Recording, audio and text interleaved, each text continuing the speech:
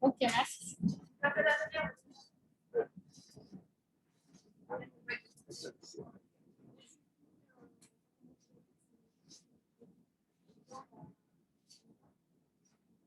Commencer?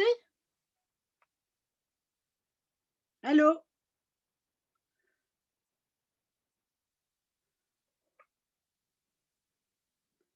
Est-ce que oui, je peux y aller alors. Merci beaucoup, parce que je ne voyais pas. D'abord, merci beaucoup à vous de m'inviter. Je suis Joëlle Bordet, donc je suis militante de la LDH, mais comme peut-être certains le savent, je suis chercheuse psychosociologue et j'ai eu la chance de travailler beaucoup avec la protection judiciaire de la jeunesse. Donc d'abord, vraiment merci d'abord de tenir ce colloque, parce que je pense que dans la période actuelle, c'est extrêmement important d'être mobilisé et de faire, de réfléchir ensemble, mais aussi d'agir. Donc merci beaucoup à vous. Je voudrais, dans la suite de ce que disait Françoise, qui dénonce effectivement ces lois liberticides, souligner aussi la question de la fragilisation de la situation actuelle pour les familles et pour les jeunes. Dans le cadre d'un réseau que j'anime de recherche-intervention, nous avons écouté 43 professionnels pendant le premier confinement et aujourd'hui, nous réalisons des monographies sur... Joëlle, rapprochez-vous du micro, on ne vous entend plus. Là, j'y suis. Ça marche là? Allô? Sinon, je vais mettre... C'était très bien au début. Là, ça marche parce que je suis pareil, moi. Je n'ai pas bougé.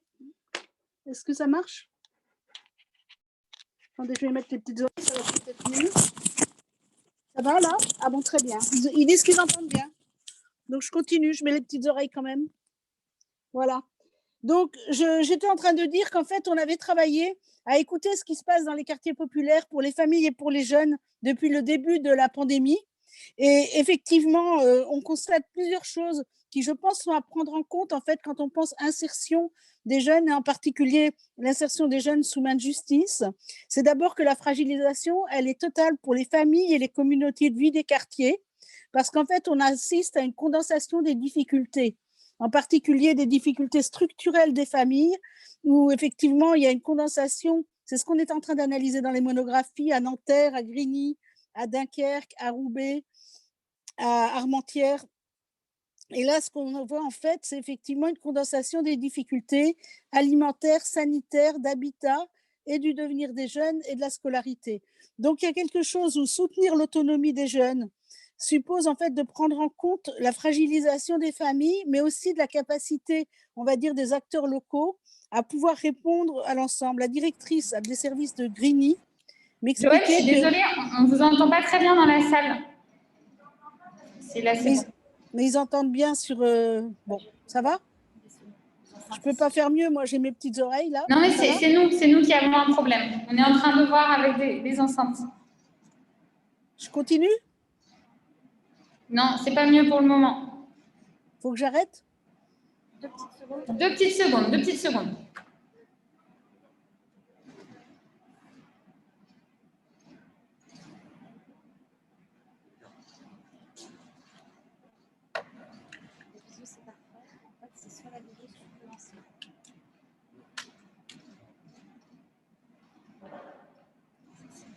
Sinon, on prend tous un ordinateur et on regarde tous un ordinateur de la salle. Ça marche.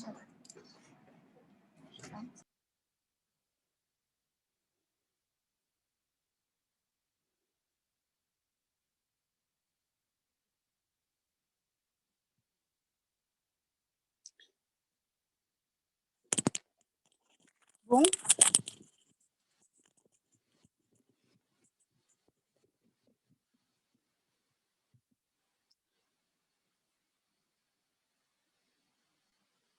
Je continue? Non. On y va, on continue. Je continue.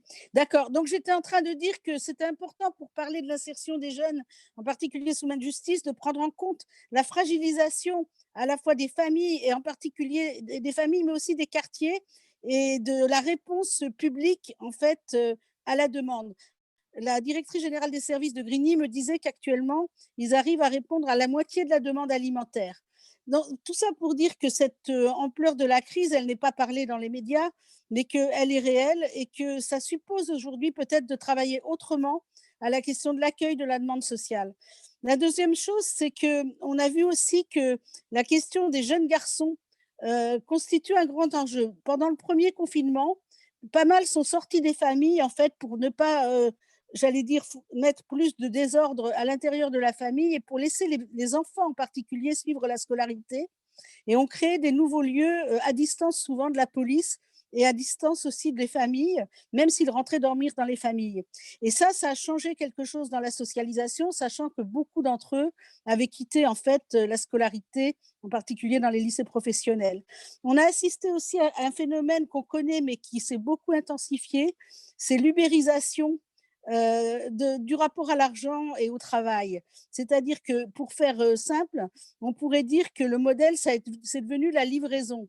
Mais la livraison qui pouvait aussi rendre complexes les rapports entre économie légale et illégale ou travail légal et illégal, parce qu'en fait, dans la livraison, on pouvait facilement faire les deux. Donc, il y a vraiment un enjeu pour moi sur la question de l'ubérisation et du rapport au travail, parce que pour beaucoup de jeunes, ça apparaît comme une perspective beaucoup plus immédiate que d'aller faire des formations professionnelles. Et on voit bien qu'il y aurait quelque chose à travailler à partir de ce travail, à partir de cette implication dans l'ubérisation du rapport à l'argent et au travail. Ça pose beaucoup de questions, mais je pense que c'est très intéressant pour travailler sur l'insertion en particulier des jeunes chemins de justice, parce qu'il n'y a pas d'évidence en fait à penser que la protection du droit des salariés fait partie en fait de leurs droits. Et il y a de toute façon quelque chose où la question des droits est certainement à pouvoir renforcer, parce que dans cette situation de crise immédiate où la question de la survie, elle est quotidienne, en fait, la question de repérer qu'on a des droits, elle devient de plus en plus éloignée. Et on voit aussi des adultes qui ne réclament plus leurs droits, en fait. Donc, cette question, je pense, de soutenir des droits pour soutenir des processus d'insertion, c'est très, très important, je pense, aujourd'hui. L'autre chose qu'on a vu se développer et qui crée des choses très intéressantes, c'est le développement des solidarités. Il y a eu beaucoup, beaucoup de solidarité aussi avec les professionnels de proximité, que ce soit les centres sociaux, que ce soit les éducateurs de rue. La relation avec les éducateurs PJJ n'a pas toujours été facile dans le premier confinement, mais actuellement, on en entend beaucoup plus parler, en fait. Et cette question des solidarités à l'échelle des familles, dans les familles, mais à l'échelle des quartiers, est devenue quelque chose de très, très important. Et je pense que pour que ça reste pas, j'allais dire, le strict pouvoir du caritatif, il est important que la solidarité devienne en fait un effet de la démocratie. Et comment effectivement, on discutait là-dessus avec Saint-Denis en commun avant-hier, c'est effectivement comment la solidarité est un phénomène qu'on peut tout à fait ouvrir à la citoyenneté active. J'accompagne actuellement un programme qui s'appelle Jeunesse entre les deux rives, Maroc, Tunisie, France, où il s'agit effectivement, à partir des solidarités locales, de l'ouvrir à la citoyenneté. Et je pense que là, il y a aussi un thème très intéressant sur la question des principes politiques et des formes de démocratie. Le dernier point aussi qui a été très important et qui est important pendant cette pandémie, c'est le développement du numérique. Alors c'est vrai qu'il y a eu des effets importants de fracture numérique avec la question scolaire en particulier, mais il y a eu aussi énormément d'inventions avec le numérique et du coup un autre rapport à l'espace privé où les éducateurs se sont retrouvés à faire les arbitres entre des jeunes dans leur salon pour faire des pompes.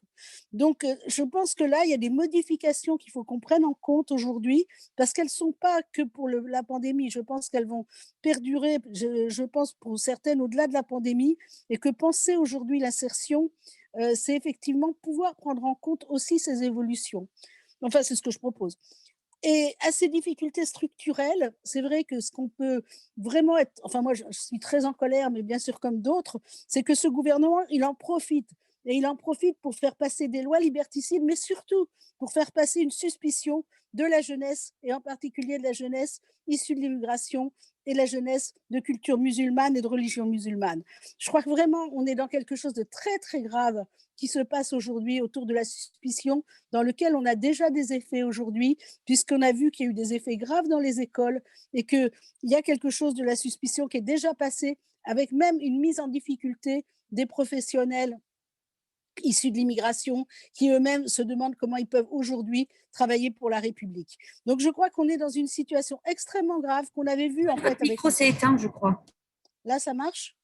Non, non, je suis toujours pareil, moi, ça va. Ils disent qu'ils entendent bien. Je continue? Ça va? Ça marche? Bon, d'accord, je continue. Donc, je pense que l'analyse du service national universel est très importante parce qu'elle montre en fait comment en fait ce gouvernement a un projet de patriotisme. Il y a un projet de patriotisme sur l'idée, le principe que la République serait en danger de l'intérieur et de l'extérieur par un ennemi intérieur-extérieur et qu'il faut pouvoir en fait relier cette question d'ennemi intérieur-extérieur. Et on voit bien comment les jeunes qui peuvent être sous main de justice, de culture musulmane et qui des fois se réfèrent vraiment à des croyances qu'ils articulent avec l'identité musulmane, enfin, en tout cas, la question d'être musulman, je pense que ces jeunes-là sont particulièrement, j'allais dire, mis en suspicion. Donc là, il y a aussi un travail dans l'insertion pour moi à faire, c'est de se dire, mais comment on les accompagne par rapport à ça? Comment on les accompagne? Il y en a, et c'est vrai que c'est un vrai sujet. De toute façon, il y a un vrai sujet entre la question de la délinquance et la question de l'entrée pour certains dans l'islam radical. Mais on sait très bien, et vous le savez beaucoup mieux que moi, qu'il n'y a aucun effet mécanique et que de fait, il y a un travail à faire, mais que ce travail suppose d'abord d'accompagner les jeunes sur ce qu'ils pensent, de pouvoir les rassurer et de pouvoir entendre aussi que la construction identitaire des jeunes est un vrai sujet.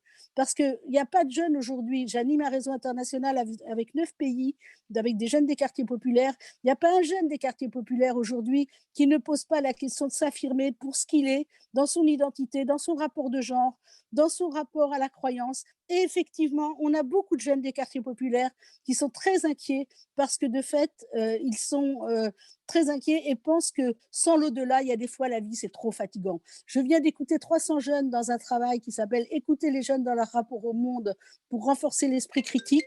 Et je pense extrêmement important.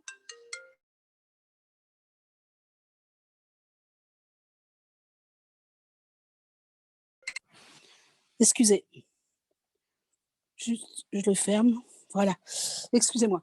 Donc, je pense extrêmement important aujourd'hui, effectivement, de reconnaître que les jeunes se construisent autrement et en tout cas sont dans cette affirmation identitaire. Donc, si toute affirmation identitaire devient suspecte, là, il y a vraiment un problème.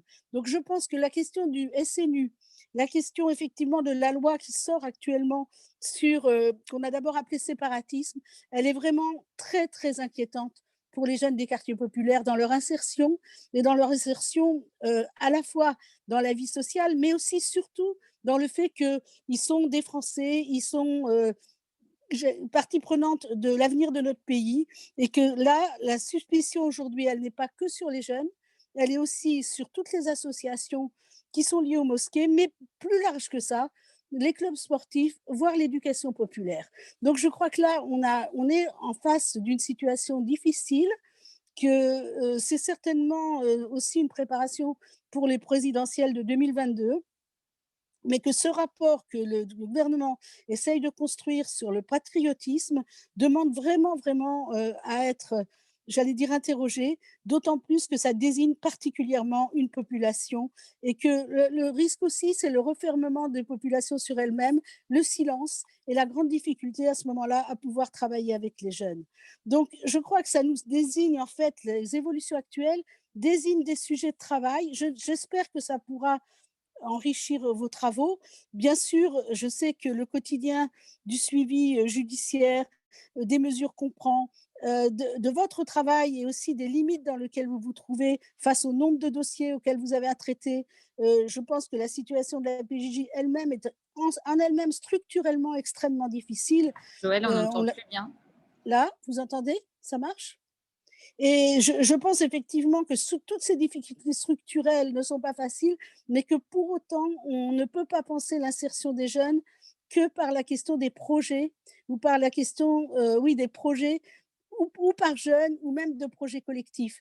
Je pense qu'il y a quelque chose à prendre dans la question de la sociabilité des jeunes, dans la question des ressources des quartiers et des familles. Alors, je sais que la présence en milieu ouvert, elle est plus difficile aussi à cause des conditions de travail de la PJJ et de la judiciarisation qui s'est beaucoup accentué et du travail que vous menez dans l'enceinte judiciaire.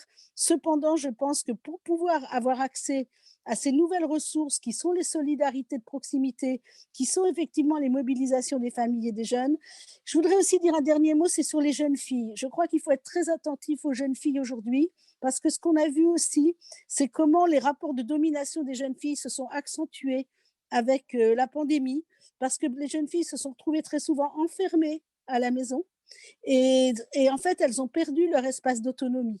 Et donc, je pense que là, on a une vigilance à avoir très importante sur la question du respect des jeunes filles et sur leur liberté.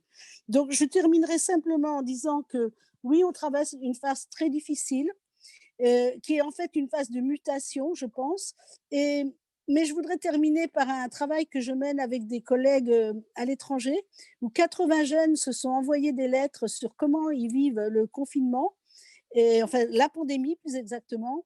Et je terminerai par cette phrase d'un jeune Sénégalais, un jeune Ukrainien en disant: mais mon frère, on est la génération Covid, c'est nous là qu'allons porter le monde. Alors on sait bien les limites d'une telle affirmation, mais cependant, je pense que réellement, on est face à un effet générationnel absolument important et que cette jeunesse, toute la jeunesse, mais en particulier la jeunesse pour laquelle vous travaillez, est particulièrement aux prises avec le fait qu'elle sera effectivement marquée par la question du Covid, mais aussi par ce que ça va ouvrir comme transformation. Donc, bah, merci à vous. J'espère que ces interventions vont nourrir tous vos travaux et j'aimerais beaucoup en connaître les acquis et comment ça s'est passé. Donc, je vous souhaite une très, très bonne, des très bons travaux de colloque et merci à vous. Ça va? Ça va? Bon.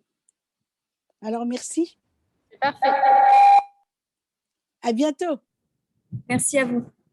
Au revoir. Ouais.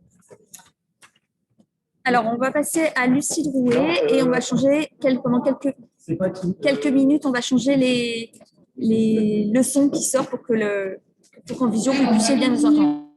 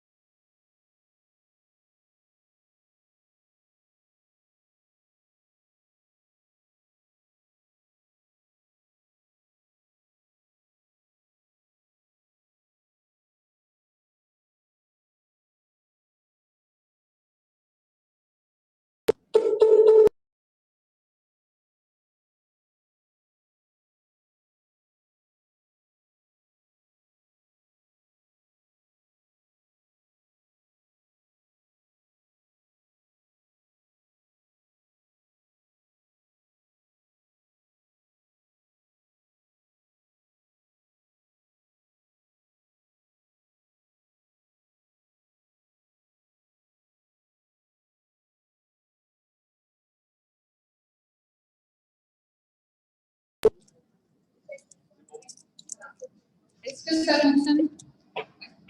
C'est bon? Au niveau de la vidéo, est-ce que ça fonctionne? Oui. Okay. Donc, je recommence. On va parler de l'histoire de l'insertion des enfants et adolescents sous main de justice, des instituts professionnels de l'éducation surveillée à nos jours. Et je ne suis pas Jenny Barbeza, journaliste, je suis Lucille Rouet, juge des enfants et secrétaire nationale du syndicat de la magistrature. À cette table, on a Jean-Jacques Ivorel, qui est éducateur puis historien, formateur-chercheur à l'ENPJ. Martina Noun, qui est responsable de l'unité éducative d'activité de jour de Levallois-Perret, et Eva Sikakius, qui est professionnelle en unité éducative d'activité de jour à Paris, ancienne formatrice du PDF PJ Île-de-France. Des instituts professionnels de l'éducation surveillée pour enfants aux unités éducatives d'activité de jour. Comment a été pensée l'insertion des jeunes en voie ou en situation de délinquance? Comment ça a-t-il évolué au cours de l'histoire et où en est-on aujourd'hui? On va faire un petit peu un déroulé historique de la question de l'insertion. Je vais d'abord laisser parler Jean-Jacques Ivorel. On va avoir les 3 interventions, puis un extrait d'une émission de radio. Et ensuite, on passera aux phases de questions, soit dans la salle, soit sur le chat. Je vous laisse la parole, Jean-Jacques.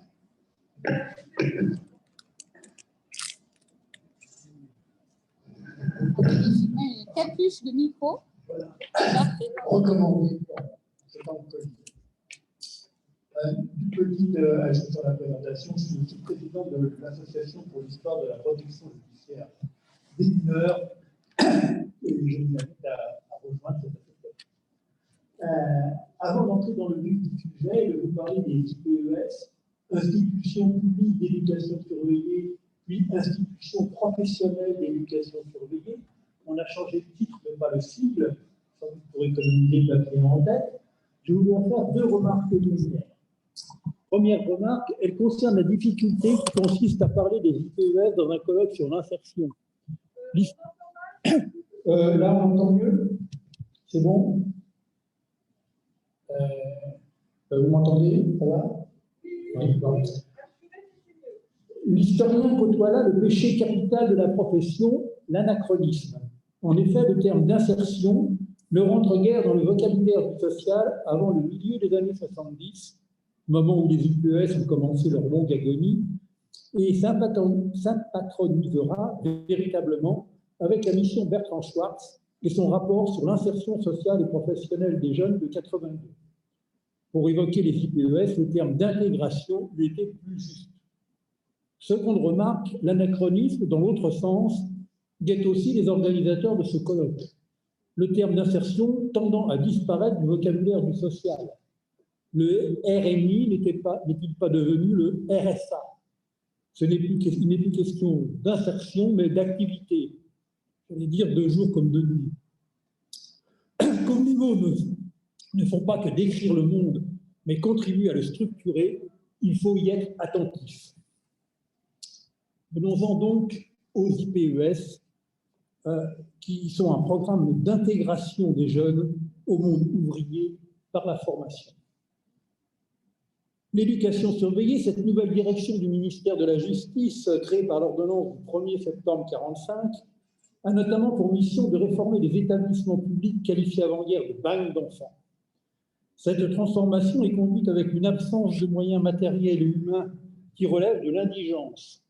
Il faut transformer les vieilles maisons de correction en véritables écoles professionnelles, lit-on dans les rapports officiels. L'effort porte donc essentiellement sur la formation professionnelle. On rénove, on construit, on équipe en machines des ateliers de formation, on recrute des instructeurs techniques dont le niveau de compétence est équivalent à celui des professeurs techniques adjoints des centres d'apprentissage. Cette formation doit autant que possible être sanctionnée par un diplôme de l'enseignement technique, brevet, CAP, brevet agricole, brevet de la marine marchande.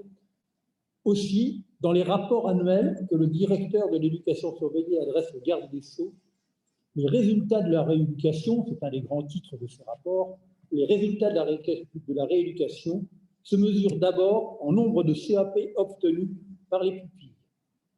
Il s'agit d'un projet d'intégration à la normalité sociale réalisé sous la forme d'un travail salarié à temps plein dans une entreprise, comme aboutissement d'une formation professionnelle, morale et sociale. Ce projet colle très bien avec la période qui sera dénommée plus tard les 30 Glorieuses, qui a duré en réalité une douzaine d'années. Pour le reste, les archaïsmes demeurent et les aspects disciplinaires ne disparaissent pas. Le système dit progressif, inspiré directement de la science pénitentiaire du XIXe siècle, qui conduit les mineurs du groupe d'épreuve au groupe d'honneur, est fondé sur un comportementalisme primaire qui produit bien des effets pervers. Le règlement provisoire du 25 octobre 1945, à la rubrique récompense et punition, prévoit l'isolement de premier et de deuxième degré et précise même que les punis reçoivent un régime alimentaire différent du régime normal, mais possédant la même valeur nutritive, sur privé de dessert. L'arsenal pédagogique des IPES comprend également le port de l'uniforme, les rassemblements, les appels, les déplacements au port en colonne par deux, et de fait, comme le reconnaît un hiérarque de l'institution, l'usage de la force physique comme moyen de dissuasion. Cette pédagogie disciplinaire évoluera lentement au cours des années 50-60. On abandonne notamment le système progressif en 1952, mais les IPES restent cependant largement coupés du monde et conservent ce caractère d'institution totale décrit par Erwin Goffman. Excusez-moi, une minute. Ça va être compliqué avec le marché.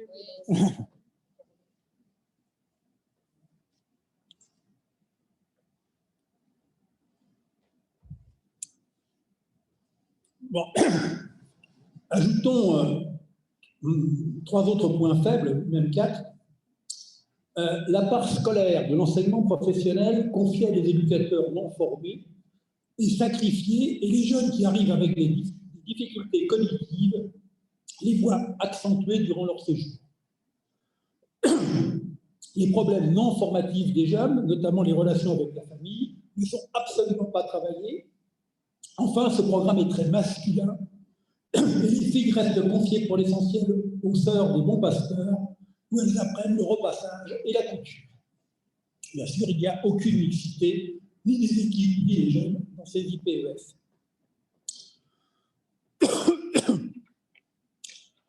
Excusez-moi. En 1960, le sous-directeur de l'éducation surveillée, Paul Lutz, formule, dans un langage très policé, une critique en fait extrêmement radicale des IPES. Je le cite. Une rééducation basée sur l'apprentissage ne peut recevoir que des mineurs supérieurs à un niveau mental et capables d'une certaine stabilité des occupations. En d'autres termes, les IPES ne fonctionnent bien que pour les mineurs dotés d'un bon niveau scolaire et suffisamment socialisés pour s'adapter à une pesante vie en collectivité. Bref, ça marche bien avec ceux qui n'auraient pas besoin d'éducateurs.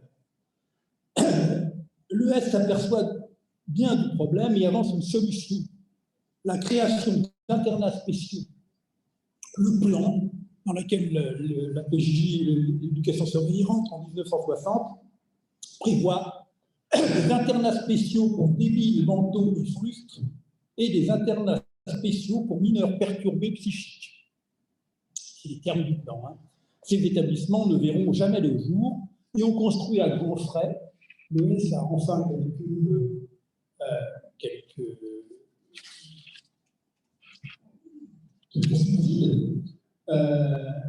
on construit à grands frais des IPES classiques censés accueillir en général 200 à 250 mineurs chacun. Dès avant l'entrée dans la crise de la société salariale, si bien décrite par Robert Castel, les IPES entrent en crise. Cette crise se lie d'abord par la chute des effectifs. On passe de 1304 mineurs pris en charge en 61 pour les 8 IPES existants à 1100 mineurs, alors qu'une dizaine d'établissements ont été créés en plus en 1971. C'est-à-dire qu'en moyenne, on passe de 160 mineurs à 63 mineurs par IPES. Cette chute s'explique principalement par la pratique des juges des enfants.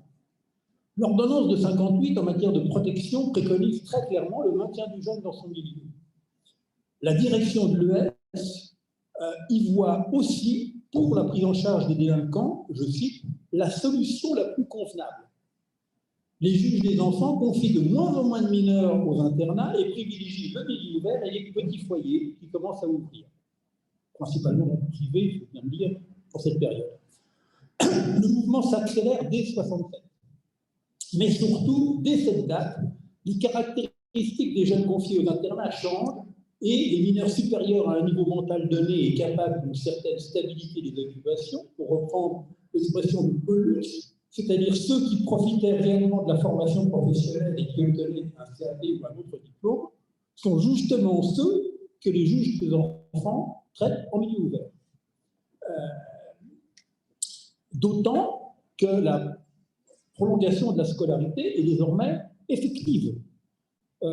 Et l'ES n'a absolument pas intégré les effets de cette prolongation de la scolarité.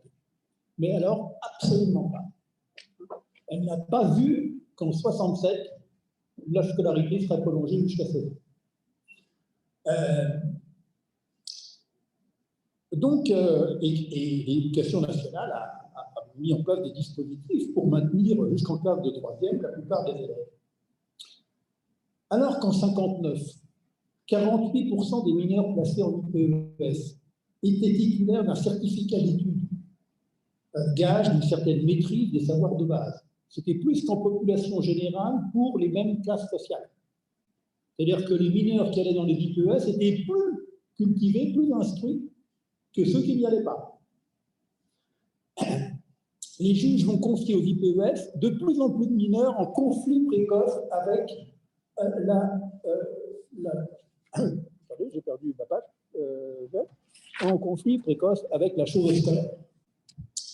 Et très démunis en matière de savoir. Les professeurs techniques vont alors se plaindre de la baisse du niveau et de l'hétérogénéité des élèves, parfois avec virulence. J'ai toute une belle collection de tracts syndicales à ce niveau. Alors, voudrait-on compliquer à plaisir la tâche du professeur technique en jetant pêle-mêle dans chaque établissement une clientèle des plus hétéroclites, par exemple d'un tract syndical. Un professeur technique que j'interrogeais me dit oh ben, après 68, on n'a plus eu de gamin intéressant. Alors je lui dis mais pour vous, c'était quoi alors un gamin intéressant? Bah, un gamin qui pouvait avoir le CAP. Autrement dit, les IPES étaient privés des jeunes qui leur avaient permis d'atteindre partiellement leurs objectifs et devaient prendre en charge ceux avec lesquels ils avaient toujours échoué. Ce changement se traduit par un recul, bien sûr, du nombre de diplômes. La remise en cause par les faits de la finalité des écoles professionnelles de l'éducation surveillée précède donc la critique pédagogique de ces établissements. Voués à une seule tâche, la formation, est toujours plus ou moins coupée du monde social ordinaire. Ils sont considérés après 1970 par l'administration elle-même comme de moins en moins compatibles avec les deux principes les plus prégnants de l'éducation spécialisée, le maintien du jeune dans son milieu et la continuité de l'action éducative. L'éducation surveillée entreprend alors une importante mutation.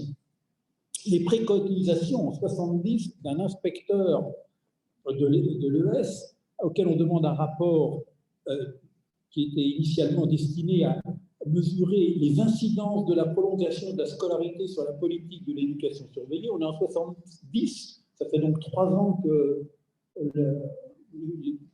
la prolongation de la scolarité est effective, et on demande enfin à un inspecteur de voir si ça n'aurait pas quelques effets sur la prise en charge des jeunes. C'est quand même assez intéressant, sur les rapports que peut entretenir l'éducation spécialisée et l'éducation nationale. Je rappelle les travaux de Michel Chauvière qui avait montré que le secteur de l'éducation spécialisée au sens large s'est construit contre l'éducation nationale, contre les hussards noirs de la République et contre l'éducation nationale. Quelque chose qu'il ne faut pas oublier. Alors, je cite ce rapport. Des programmes pédagogiques dont découle logiquement le choix des terrains et les réalisations architecturales, et non l'inverse, doivent s'inspirer de certains principes fondamentaux. Donc, il dénonce là des grands internats à la campagne, au milieu de nulle part. Les mineurs ne doivent pas être traités en fonction de structures rigides, monolithiques ou vaille que vaille. Ils doivent passer un temps fixé a priori, dicté par le fonctionnement de l'institution et plus ou moins séparé du corps social. Au contraire, il faut répondre aux besoins réels, individuels des adolescents à tout moment de leur évolution et pour ce faire disposer de services souples, polyvalents. La réinsertion sociale ne peut se concevoir que dans la relation permanente à l'environnement socio-culturel le plus riche et par l'utilisation maximum des ressources culturelles et économiques du milieu qui doivent être impliquées dans la tâche. Il est essentiel que la continuité de l'action éducative soit assurée concrètement, non formellement. La notion de prise en charge continue par une équipe pluridisciplinaire doit remplacer celle du placement dans un établissement à régime unique. Dès cette époque, donc, l'intégration sociale des mineurs n'est plus exclusivement liée à la formation professionnelle en internat de rééducation et l'atelier de l'IPES n'est plus le seul lieu où s'opère la transition vers le monde adulte. L'insertion peut se mettre en place et le premier IPES historique, Saint-Hilaire, ferme en 1974. Les autres suivront, mais dans de longues et pénibles agonies, qui en plus se sont avérées extrêmement coûteuses. Voilà. En conclusion, alors même que dès 1960, on pouvait percevoir l'inadaptation des IPES, on a pendant une dizaine d'années englouti l'essentiel des capitaux financiers et humains de l'ES dans l'édification de telles structures. Les juges des enfants, par exemple, réclamaient dans toutes les commissions du plan où ils étaient auditionnés l'édification d'une IPES dans le ressort de le tribunal, puis il n'y envoyait que très peu de mineurs une fois que cette IPES était construite. Pourquoi cette persistance dramatique dans l'erreur? Dans le projet de l'IPES, ce n'est pas les buts qui est critiquable, qui s'opposerait à une prise en charge qui vise à l'intégration des jeunes dans la société. C'est la méthode, la pédagogie choisie qui posait problème.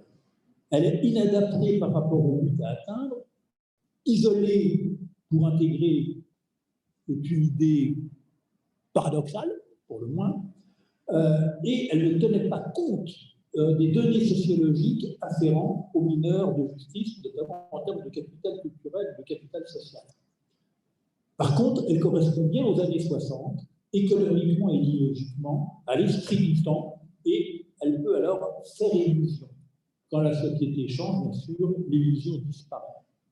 Je crois que l'histoire des IPES illustre une phrase commencée par Marx et terminée par Aron. Les hommes font l'histoire, mais ils ne savent pas l'histoire qu'ils font. Je vous remercie.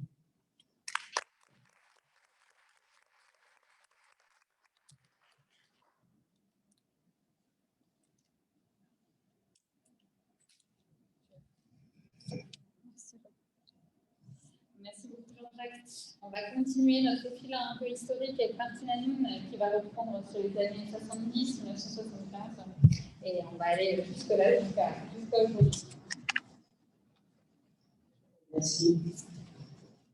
Merci Jean-Jacques d'avoir commencé mon introduction. Je vais continuer dans cette idée. Je voulais aussi, de nouveau, et je pense que ce n'est pas trop, remercier les personnes qui ont organisé ce colloque, nous permettre de continuer à penser, nous permettre d'être réunis pour envisager des nouvelles pistes et puis surtout d'échanger. Merci à vous. Moi, je vais vous présenter l'insertion des jeunes, parler d'insertion des jeunes à l'éducation surveillée, sur la période qui va de 1975 à 1995, au moment où Jean-Jacques disait qu'on assistait à l'agonie de ces grands centres. Dans les 2 décennies, le monde du travail est déjà en train de se transformer. La temporalité sociale ne peut plus du tout envisager les 3 temps que sont la jeunesse, la formation, le monde adulte, le travail et la création de la famille, ou la vieillesse et la retraite. On n'est plus du tout dans cette perspective-là. L'éducation surveillée va adapter l'institution au regard de cette réalité et du renouveau des conceptions éducatives et pédagogiques héritées de 68. Les jeunes les plus fragiles vont subir progressivement l'exclusion de toutes les places qui leur étaient destinées dans le monde du travail, comme dans celui de la formation et dans celui des stages mis en place. Quant aux professionnels, ils vont tenter de conjurer le mouvement d'exclusion en inventant de nouvelles formes de prise en charge, favorisant l'insertion.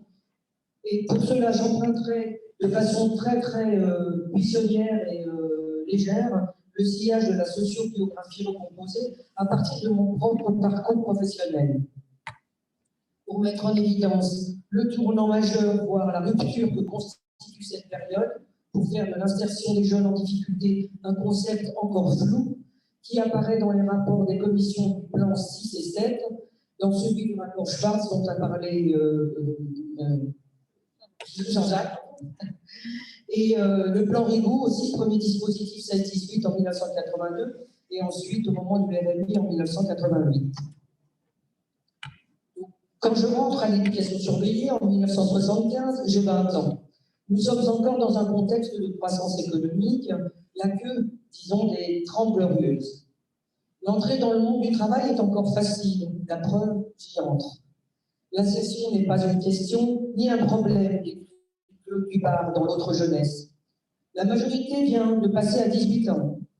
J'arrive dans un institut professionnel à Brécourt, un institut destiné à des filles. La population de l'institut baisse. Sur 3 grandes bâtisses, il n'en reste qu'une seule. Et sur 2 étages, 2 groupes de 12 jeunes sont là pour effectivement placer pendant 1 année, 2 ans, voire 3, et suivre la formation, ce qu'expliquait Jean-Jacques tout à l'heure, c'est-à-dire la préparation au CAP. Et nous étions 7, voire 10 éducateurs nouveaux contractuels et relativement tous assez jeunes. Comme quoi, déjà, les difficultés de recrutement se posaient pour ce type de structure. Donc, dans le cadre rural, c'était la grande banlieue valdoise, nous, éducateurs, nous traitons des aspects quotidiens de la vie, les levées, les couchers, les loisirs, et nous contribuons à ce que les jeunes aillent dans les ateliers. Bien évidemment, ce sont des ateliers complètement dépassés. On prépare aussi à de la maroquinerie, on prépare les jeunes filles pour être des bonnes maîtresses de maison ou des couturières. Dans des endroits des instituts de garçons, c'est des métiers le plus en lien avec l'industrie, la métallerie, la menuiserie, et ça dans tout le territoire français. L'Institut professionnel est encore un objectif atteignable, même si nous percevons déjà qu'avec les faibles niveaux scolaires des jeunes, l'absence d'attractivité des filières proposées, l'accès à l'emploi pour l'apprentissage est plus difficile et demande de trouver des voies différentes.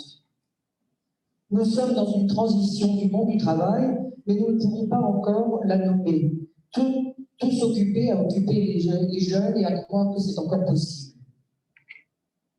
Les événements de 68 et les mouvements d'ouverture dans la profession, nourris par l'apport des sciences humaines, les nouvelles orientations de l'éducation surveillée de démanteler les gros internats, confirment effectivement la nécessité d'inscrire les jeunes dans le tissu social urbain. Les objectifs de scolarisation, de formation professionnelle qualifiante et d'emploi s'organisent dans la ville, ainsi que les loisirs et les relations sociales. La mixité dans les structures des petits foyers urbains se généralise, ainsi que l'implantation de milieux ouverts au cœur même des cités, par exemple à la Courneuve, à Pierrefitte. Il n'y a pas de distinction entre les jeunes délinquants et les jeunes en danger. La prise en charge peut aller jusqu'à 3 ans dans les foyers. Il y a PJM, la protection judiciaire pour les mineurs existe au-delà de leur majorité. La protection jeunes majeurs, pardon. La protection jeunes majeurs, qui existe encore d'ailleurs, mais voilà, qui a des effets plutôt fantomatiques, hein, on va dire ça comme ça. Voilà. Les équipes sont stables, les anciens professionnels transmettent au nouveau, aux jeunes, et moi je bénéficie de cette transmission. Je suis affectée dans un foyer dans banlieue parisienne pendant ma formation, que je commence en 1976, et les 6 années qui vont suivre. Chaque matin, dans les foyers, nous partons avec les jeunes, 2-3 jeunes, à Paris, et on fait les rues pour décrocher des apprentissages pour les jeunes, en coiffure, en vente, en boulangerie. On établit des liens avec les artisans, on utilise nos réseaux personnels pour essayer de placer les jeunes en apprentissage. Les jeunes découvrent, à chaque fois on revient avec des contrats signés. Les jeunes découvrent le monde du travail, l'hôtesse, ils changent régulièrement et fréquemment d'employeur. Quelques-uns trouvent vraiment leur voie et parfois aidés des réseaux parentaux quand les liens familiaux tiennent. Et pour la majorité, sans diplôme, aux acquis scolaires fragiles, sortis précocement d'éducation nationale, l'entrée sur le marché du travail ne se fait pas. Malgré notre engagement et notre mobilisation à accompagner les jeunes vers l'emploi, nous comprenons que nous nous battons contre des moulins à vent. Derrière la crise, toujours mise en avant, le monde du travail est en train de changer. C'est le démantèlement c'est le ralentissement de la croissance, les mutations de l'appareil de production, c'est les prolongations de la scolarité et la surenchère des niveaux de qualification. Ceux qui ont un CAP, voire un BEP, sont embauchés sur des postes de production souvent les plus précaires.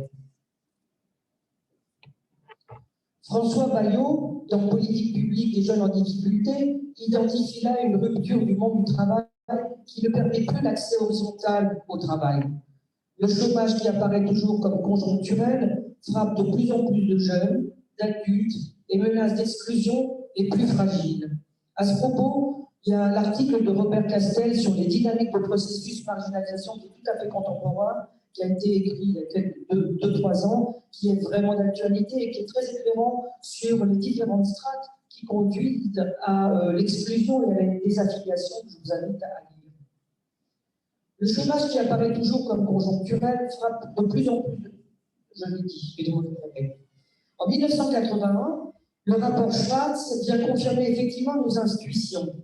L'augmentation du chômage des jeunes sans qualification et des chômeurs longue durée. Ce rapport fournit un nouveau référentiel de l'action publique pour pallier aux difficultés d'insertion sociale et professionnelle des jeunes. Il met en parallèle la nécessité d'une qualification pour affronter les mutations technologiques du monde du travail par une plus grande adaptabilité, ce que ne sait pas faire l'éducation nationale, au dire des arguments du patronat, arguments portés par les pouvoirs publics. Et il faut également inculquer de nouvelles formes de citoyenneté pour que ces publics acquièrent des nouveaux comportements exigeant plus de mobilisation, plus de motivation, plus d'autonomie. Je crois que vous connaissez cette chanson-là. Mine de rien, c'est un glissement de la responsabilité vers les personnes en difficulté à qui on retirera de l'aide si elles ne s'autonomisent pas. Aujourd'hui, peut-être qu'on est déjà habitué à ce type de processus, mais pour l'époque, on ne le comprend pas. Voilà. Nous observons que toutes les mesures gouvernementales pour lutter contre le chômage sont plus particulièrement celui des jeunes, comme les exonérations de charges, l'aide à l'embauche, pacte pour l'emploi, tout ça on les connaît encore, c'est du vocabulaire très actuel là. N'ont fait que dégrader les conditions de travail et de salaire. C'est la multiplication des CDD, des intérims, des temps partiels, ce que Robert Castel désigne comme l'effritement de la société salariale. D'ailleurs, en 1988, la loi sur le revenu minimum d'insertion est adoptée. Les premières applications du rapport Schwartz mettent l'accent sur des mesures d'utilité collective, des âges d'adaptation à la vie professionnelle, des TUC, des SIVP, des contrats d'adaptation.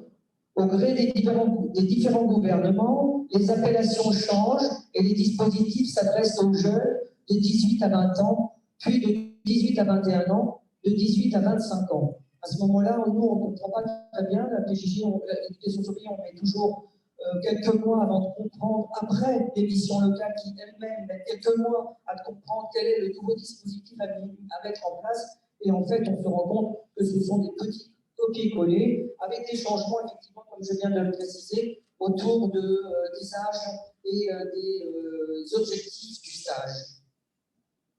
Ça a changé, ça va le son? Tout va bien? Pas de remarques.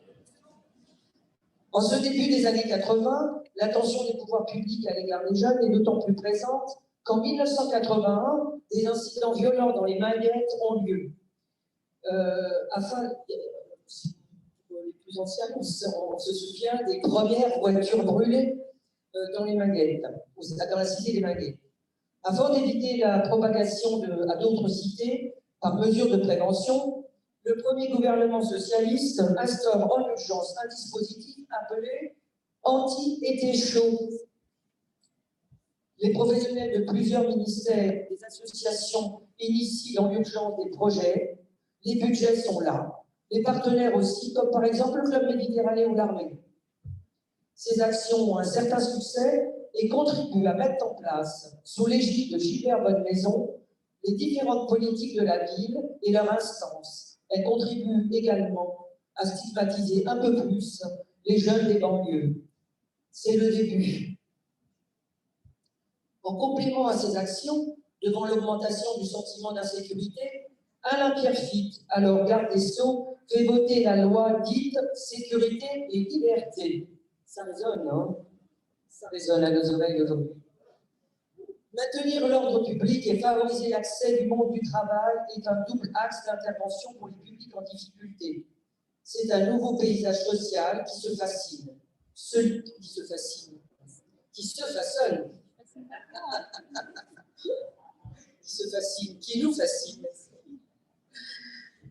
Celui de la transition professionnelle et avec elle l'institutionnalisation de nouvelles structures, les missions locales, les PAIO, permanences d'activité, d'insertion et d'orientation, les CELIO, les centres d'information et d'orientation, ainsi que de nouveaux métiers dédiés à l'accompagnement.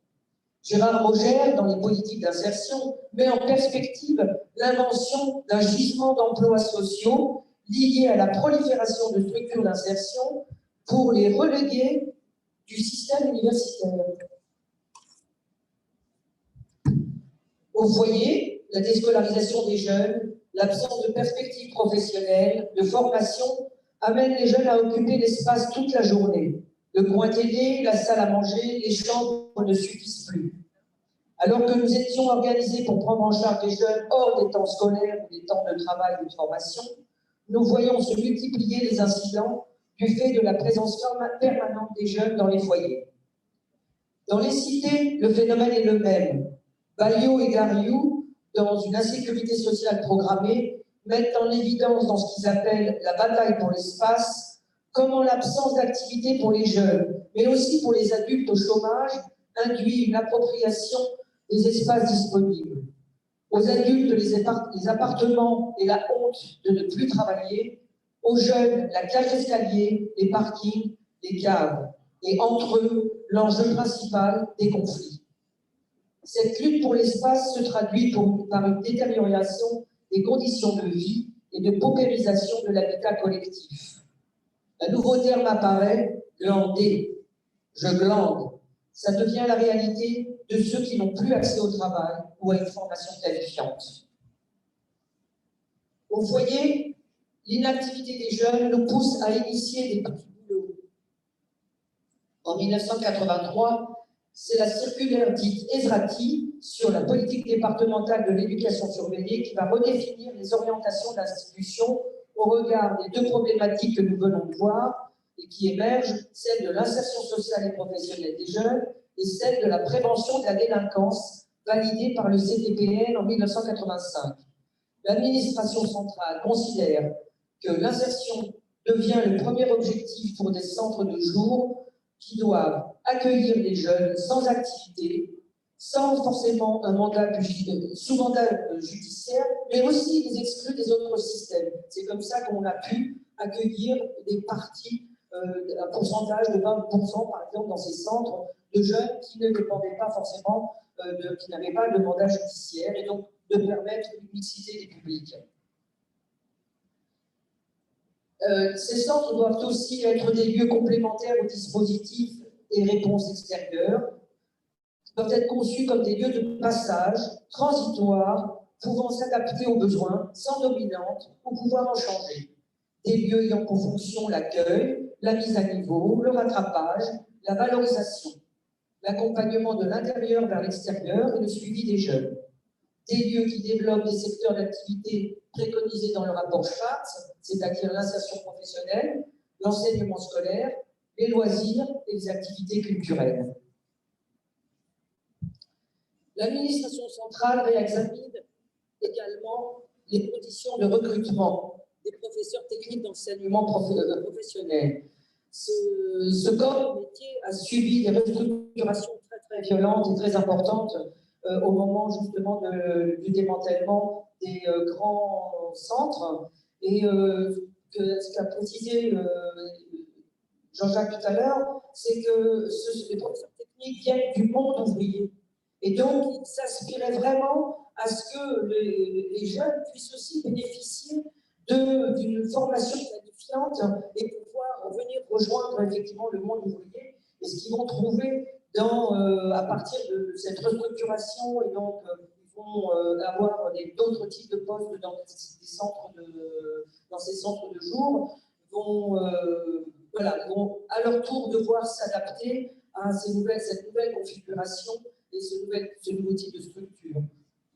Donc, ces changements d'orientation se concrétisent avec la signature de conventions avec l'éducation nationale, soutenir la réintégration dans la scolarité, lutter contre l'illettrisme, augmenter les actions de remise à niveau, créer des ateliers pédagogiques personnalisés. L'ensemble des dispositifs de formation professionnelle également, des conventions sont faites avec le ministère du Travail et on arrive à obtenir ce qu'on appelle le CNASEA pour les jeunes de la PJJ. Il y a le déblocage de crédits de formation et l'accès pour les jeunes de la PJJ au diplôme d'animateur par Jeunesse et Sport. On signe aussi des conventions avec des organismes et des associations qui œuvrent pour l'accès à l'emploi, les missions locales, les entreprises d'insertion, les programmes de Carrefour pour l'emploi, ainsi que des organismes qui facilitent l'insertion sociale, la santé, le logement, la lutte contre la toxicomanie, les loisirs, etc. Cet ensemble de mesures contenues dans la circulaire des CTPN permet une réelle modernisation du dispositif d'insertion d'éducation surveillée. Sur le terrain, une grande liberté est laissée pour la mise en œuvre de toutes sortes de projets quand j'arrive dans le champ de l'insertion en 1986. Des associations para-administratives permettent l'arrivée de nouvelles ressources publiques sous forme de subventions, notamment tous les fonds sociaux européens. Je m'engage dans la lutte contre l'illettrisme, j'anime des ateliers scolaires où je galère avant d'aller me former. Nous développons avec mes collègues et des partenaires du monde de la culture des actions théâtrales, le théâtre du double, la compagnie Hurricane, le grand théâtre du fil avec Jacquet, des actions musicales avec Banlieue Bleue, avec le planning familial, un lieu spécifique en Seine-Saint-Denis qui s'appelle Eva, va traiter des problèmes de jeunes filles et de leurs souffrances.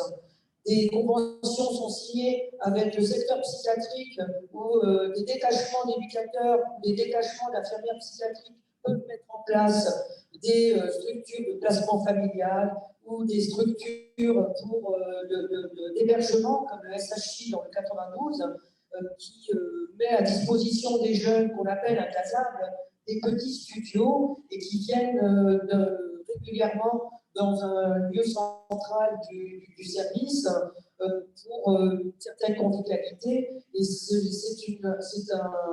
une période où il y a une vraie oxygénation et des outils tout à fait pertinents pour les jeunes en difficulté de la protection judiciaire de la jeunesse. Bien sûr, il y a d'autres supports, notamment les entreprises d'insertion ou des ateliers qui vont avoir un caractère professionnel. Par exemple, il va y avoir des garages, des salons de coiffure, des boutiques qui vont permettre à des jeunes très très fragiles psychiquement de pouvoir faire de la peinture sur bois il va y avoir des entreprises pour fabriquer du cidre, enfin, sur tout le territoire en fonction des ressources locales.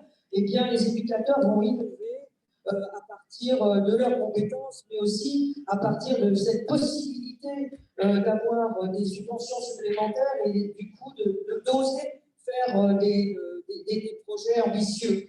Il y a aussi des entreprises d'insertion qui regroupent les éducateurs, comme par exemple les chantiers des sols. Ce sont des éducateurs avec 2 professeurs techniques qui montent une entreprise dans un cadre associatif et qui permettent de pouvoir faire rapprocher les jeunes du monde du travail, de pouvoir les salarier, de pouvoir les mettre dans un système qui permet une revalorisation beaucoup plus efficiente de cette jeunesse-là. Il y a aussi une imprimerie, Épigraphe en Seine-Saint-Denis. Je parle spécifiquement de ce lieu-là de 93 parce que c'est là que je suis allée, j'ai été nommée, mais on peut dire que l'ensemble des territoires que couvre la protection, l'éducation surveillée fait preuve comme ça d'une grande inventivité et initiative. Le problème, c'est que effectivement, les difficultés des jeunes, leurs faibles acquis, leurs problématiques sociales font que ces entreprises d'insertion se retrouvent, comme d'ailleurs les jeunes qui sont positionnés sur les différents stages de mission locale, avec des difficultés pour assurer les objectifs d'une entreprise, c'est-à-dire respecter les délais, pouvoir fournir un travail de qualité. Et donc, du coup, on se retrouve avec des situations parfois incongrues. Si on met l'accent sur la dimension professionnelle, eh bien, on se retrouve à voir les éducateurs qui sont obligés de peindre et de faire le travail à la place des jeunes. Mais si on met l'accent sur la pédagogie, eh bien là, on ne peut plus assurer tous les objectifs de l'entreprise d'insertion. Les impératifs, c'est ce que je veux dire. Donc, nous, on ne s'illusionne pas du tout sur le fait que les entreprises soient une alternative au salariat. Elles ont juste le mérite de faire vivre des aventures humaines dans une approche du travail qui valorise, qui redonne confiance, qui permet d'acquérir une certaine autonomie, voire une formation complémentaire dans les situations les plus favorables, je veux dire. Dans des expériences grandeur nature, les professionnels font preuve d'un investissement exceptionnel. À ce moment-là, on n'est plus du tout à compter nos 37h10. On travaille souvent bien au-delà, effectivement, pour pouvoir faire en sorte que ces lieux tiennent. Dans les sols, il y a des lieux même anciens comme le plan. Il y a vraiment, c'est un moment assez excitant, j'aimerais dire, de savoir que tout est possible et qu'on a du budget pour cela, que les jeunes touchent des salaires, voilà, dans un contexte comme ça. En 1992 d'ailleurs, et en 1997, à 2 reprises, la Cour des comptes et l'Inspection générale reprocheront à ces entreprises portées par des associations para-administratives d'avoir parfois un degré d'autonomie dans le fonctionnement et l'activité, de faire la part de ce qui relève de l'exécution des directives de la direction de la protection judiciaire et l'action militante, autonome ou individuelle de leurs dirigeants.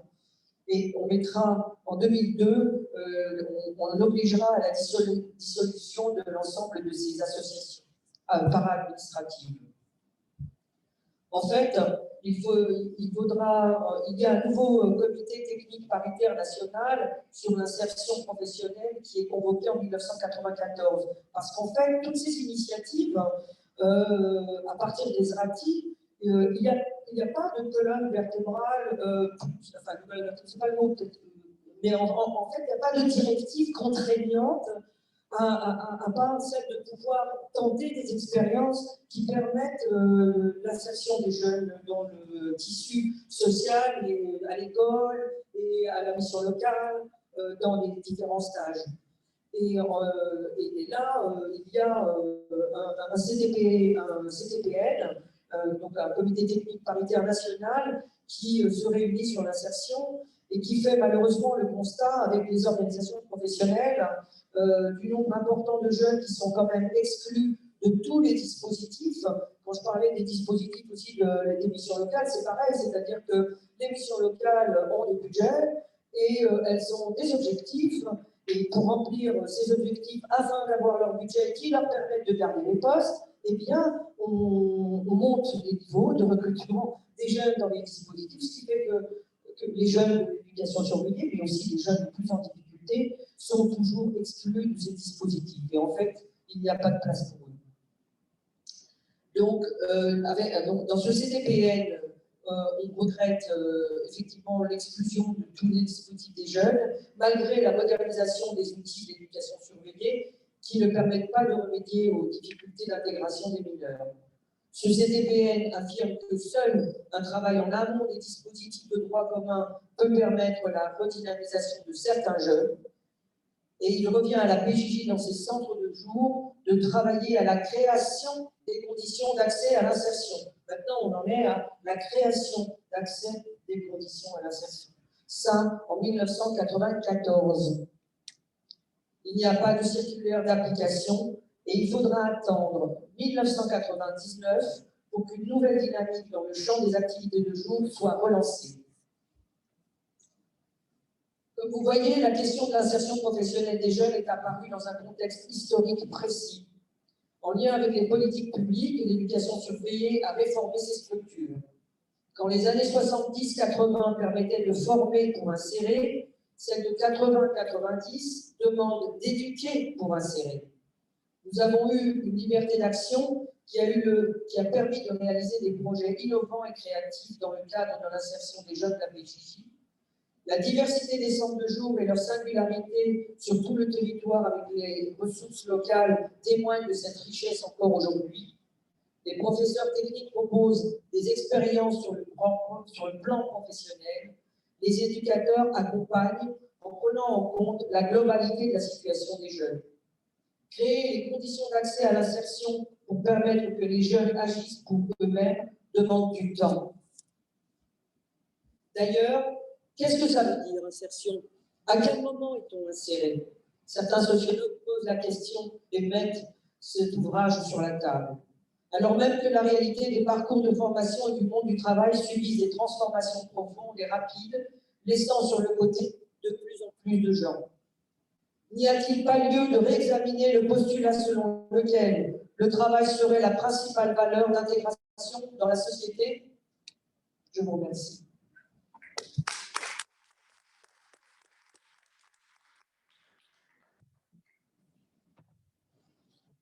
Merci beaucoup, Martine, pour ce témoignage très instructif. Je vais laisser la parole à Eva qui va reprendre à partir des années 2000 et notamment à partir de 2007.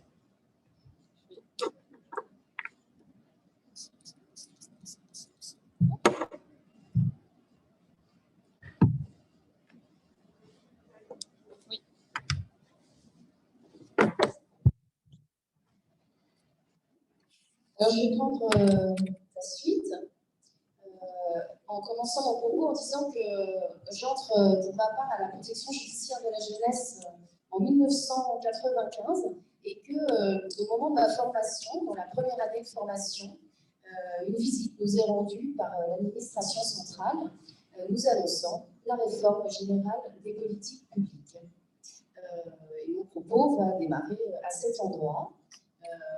Et aux conséquences de cette réforme générale des politiques publiques, notamment sur la manière dont on va penser l'insertion des jeunes jusqu'à aujourd'hui. Donc, en 2007, la protection judiciaire de la jeunesse, dans ce contexte de réforme générale des politiques publiques, qui voit fondre les effectifs des initiatives décrites par Martine, puisque pour ma part, j'ai aussi travaillé pendant 10 ans dans un service d'insertion en Seine-Saint-Denis, le même que le tien, et j'ai pu passer l'effectif de ce centre d'action éducative et d'insertion de 30 personnels à 15 personnels pour un département, pour un territoire comme la Seine-Saint-Denis. Donc je reprends. En 2007, la protection judiciaire de la jeunesse, dans ce contexte, recentre ses missions au pénal. Les mesures d'assistance éducative sont désormais prises en charge par l'aide sociale à l'enfance, créant ainsi deux publics, les enfants en danger et les mineurs, ou les enfants qui commettent des actes de délinquance. Comme si le mineur qui commet un acte de délinquance ne révèle pas, par ses passages à l'acte, qu'il est un mineur en danger. Il crée ce passage au tout pénal, une autre chose, la PJJ, c'est la disparition de la mixité. Puisque, vous le savez, les garçons sont violents et les filles, elles sont en danger. Voilà. Dans ce contexte, la création de ce double public engage des modifications à la PJJ dans sa façon de concevoir ses services d'insertion. Pour vous montrer ça, pour vous montrer comment on pense l'insertion des jeunes jusqu'à aujourd'hui, je vais partir des noms des services qui sont créés à ce moment-là. Avant 2007, chaque territoire bénéficie d'un centre d'action éducative et d'insertion. Le centre d'action éducative et d'insertion comporte plusieurs ateliers.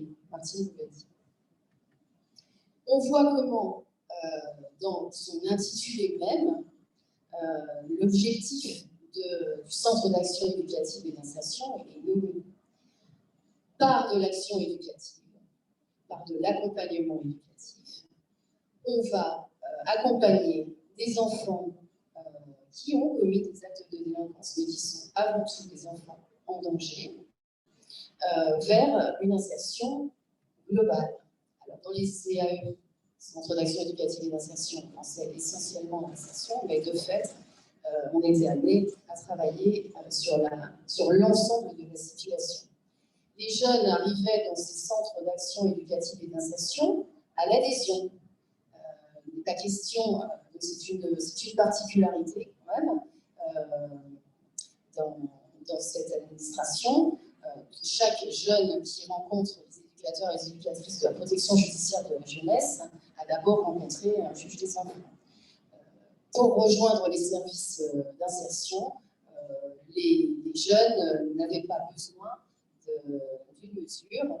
Ils arrivaient à l'adhésion via l'orientation des éducateurs de milieu ouvert, de foyer, qui eux-mêmes accompagnaient éducativement les enfants et les adolescents. En 2008, il est créé la mesure d'activité de jour. C'est donc la première bascule. La mesure d'activité de jour est un effet de la réforme générale des politiques publiques, puisque je suis allée sur cela.fr et en 2008, l'effectif de la protection judiciaire de la jeunesse a déjà fondu de 6%, ce qui est énorme. La mesure d'activité de jour permet, dans l'imaginaire de l'administration centrale, de faire la même chose, mais dans un temps contraint, puisqu'elle dure 6 mois, et avec un objectif appauvri, puisque la mesure d'activité de jour, par son intitulé, n'évoque plus la question de l'insertion des jeunes. Elle dit dans son intitulé aussi quelque chose de la manière dont on considère les jeunes à ce moment-là. C'est-à-dire que les jeunes et leurs actes de délinquance. Ces mesures d'activité de jour, elles disent la délinquance est un effet de l'oisiveté des jeunes. Donc on a beaucoup parlé de cette oisiveté. Pour mes collègues de la protection judiciaire de la jeunesse, c'est un mot qu'on entend souvent à partir de ce moment-là. Ces mesures d'activité de jour se déclinent au départ dans les centres d'action éducative et d'insertion, et progressivement, on change le nom, l'intitulé des services, pour créer des services territoriaux, éducatifs et d'insertion. Alors, le service territorial éducatif et d'insertion, il est composé généralement de 2 unités, voire 3, qu'on appelle des unités éducatives d'activité de jour. Ce qui est intéressant dans le changement d'intitulé, c'est que ce qui est éducatif, c'est le service territorial. La dimension de l'action éducative et de l'accompagnement éducatif disparaît totalement. Et l'insertion est présente dans l'intitulé du service. En revanche, dans les unités qui accueillent les jeunes, c'est l'unité qui est éducative, la dimension d'action éducative et d'accompagnement éducatif n'est plus non plus présente, et on y fait des activités de jour. Le raccourci est facile à faire, on va les occuper, ils arrêteront